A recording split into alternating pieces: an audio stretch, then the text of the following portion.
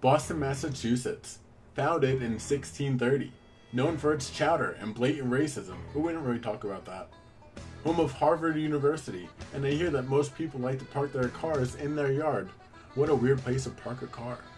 It is also the city where the bar where everybody knows your name is located. It is where me and this tree shared our first kiss.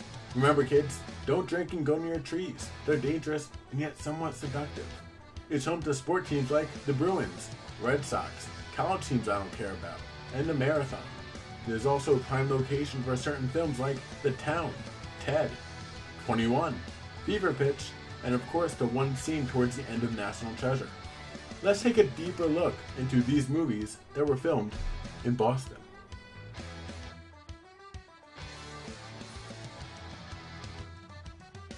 So when I say these movies, I mostly mean National Treasure, but I'll quickly go through the other films that I mentioned. The Town, pretty much the whole fucking movie.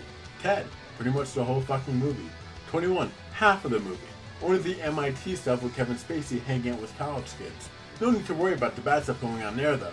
The college kids are way too old for his liking. Fever Pitch, pretty much the whole fucking movie. Bam, there they are. Of course, there were more movies filmed in Boston. You can just look that up on Wikipedia like I did. Now that those movies are out of the way, I can focus on the main topic of this video, National Treasure. If you watched my Division 2 preview video, you would know a few things. 1. I love National Treasure 1 and 2. The second thing is that I gave both these movies a good rating because they are good movies. As someone that lives in Jersey, I have the ability to go to Philadelphia to check out scenes that you thought were shot there. Well, guess what? It was all a lie. So National Treasure, when they aren't in Washington, D.C., they're in Philadelphia. That's where they get new clothes to not blend in. And then Nick Cage gives the cashier his watch for a $100 bill just to grab a water bottle so he can look at the time on the clock on the back of the $100 bill. Yeah, real historic shit happening here. Wait. You're gonna love this. Am I?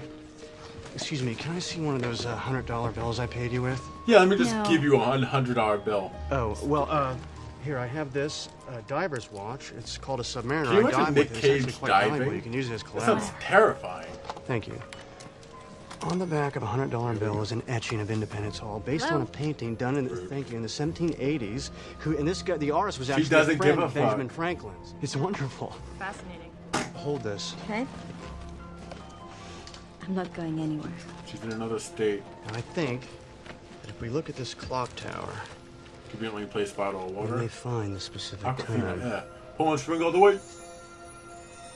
Ah. 2:22. Damn What it. time is it now? Almost 3. Nice watch. I Can you missed go it. diving with it? That leads Nick Cage to the brick in the wall where he finds the glasses. With those glasses, he is able to look at the back of the Declaration of Independence in the place it was signed, which was filmed on location. Confirmed. You can go to Philadelphia and stand in that room. There it is. All right, I'm gonna go down there, and you meet me in the signing room. Will do. Okay? All right. All right, let's go. Poor Riley. 322. My idea.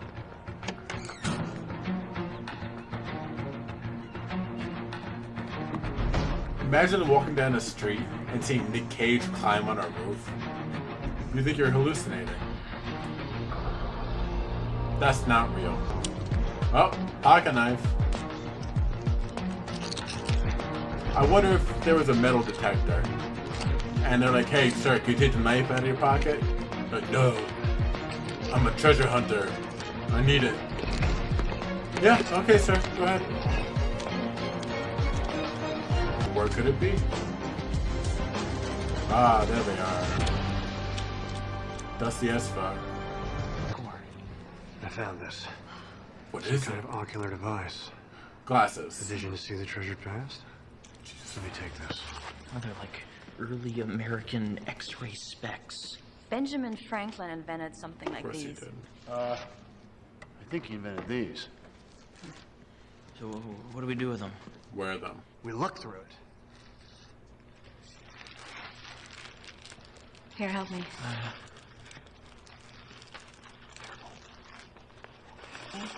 Here it comes. Here it comes.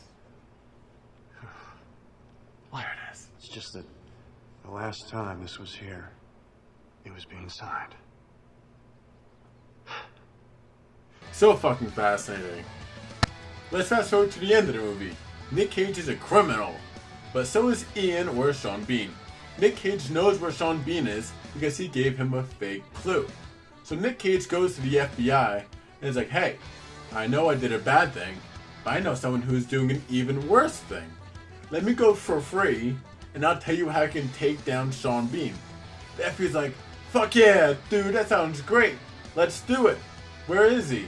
Nick Cage is like, Boston. So they cut to the Old North Church in Boston, which is an actual church. It's a quick scene. Sean Bean and his posse try to break in. FBI swarms in and arrests them. As Sean Bean is getting arrested, he looks up and sees Nick Cage across the street like, I got you, bitch. That's what you get for leaving my posse. And then it ends with Nick Cage living in a giant-ass mansion. So this past weekend, I went to Boston because I like the city and I have a friend that lives up there. One thing I haven't done in Boston is try to recreate that scene. I go to the church with National Treasure on my phone so I can find the exact spots that the actor stood. I couldn't find them. In this scene, the front of the church has a light on the left hand side of the door and one underneath the sign. In real life, those lights don't exist.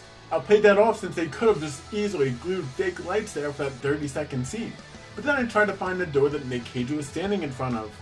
Doesn't exist. I walked around the entire church and couldn't find the same door. So what I'm saying is, National Treasure is a fucking lie. You liar! I even asked the tour guides about it and they both said that it wasn't filmed there. How dare they try and make a movie based on real history, although it is fabricated a little bit, and then choose locations that are easily accessible to me just for these places not to exist. While this rant is about Boston, there are several spots in Philadelphia that had the same issue, but I don't remember those. I had this whole idea too for the church. I'd find the exact location where Sean Bean got arrested and where Nick Cage stood and start a National Treasure experience tour. Charge money and I'll take photos of random people and National Treasure fanatics like myself, and I'll give them this once in a lifetime moment. But no, it doesn't exist.